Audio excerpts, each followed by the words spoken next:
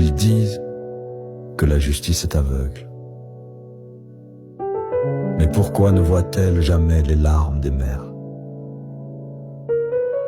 Pourquoi pèsent-elles toujours plus lourd contre celles qui n'ont pour seule arme que l'amour?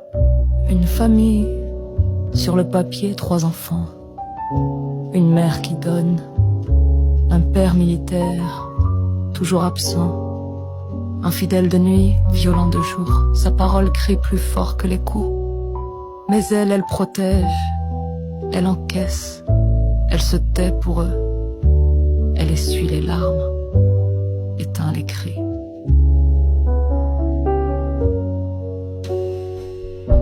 Il ne frappait pas que les murs, c'étaient les petits corps, les petits cœurs.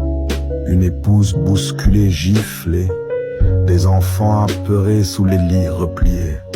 Mais elle restait debout, pas par faiblesse, par courage, pour que ses enfants aient au moins une lumière. Le parent protecteur, toujours condamné, celle qui crie et celle qu'on fait taire.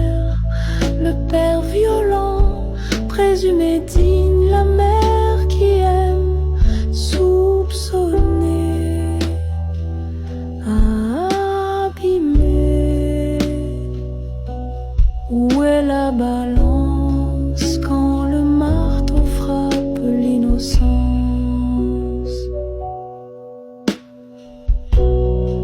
Le divorce est tombé comme une sentence, mais pas pour lui. C'est elle qui paye, elle, que l'on dépouille, elle à qui l'on dit l'enfant doit choisir entre l'abandon et la peur. La justice n'a pas entendu son cri, elle a écouté les rangs, l'uniforme, pas les pleurs. Et puis, le corps a flanché, la maladie s'est invitée, juste quand elle n'avait plus rien à céder. Mais même là, affaiblie, usée, elle continue. Pour ses enfants, elle ne fléchit pas, elle ne lâche pas.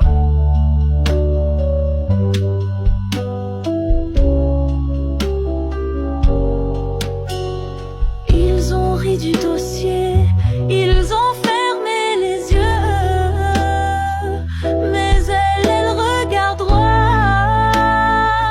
dans l'avenir qu'elle veut propre pour ses petits. Le parent protecteur, toujours condamné, l'amour puni, la violence décorée, mais elle se bat, elle se débat parce que l'amour maternel n'a ni uniforme ni tribunal, seulement le silence d'un cœur qui protège, même enseignant. Un jour, on gravera son combat, non pas sur une tombe, mais dans les regards de ses enfants, parce qu'ils sauront qu'elle a aimé, plus fort que tout.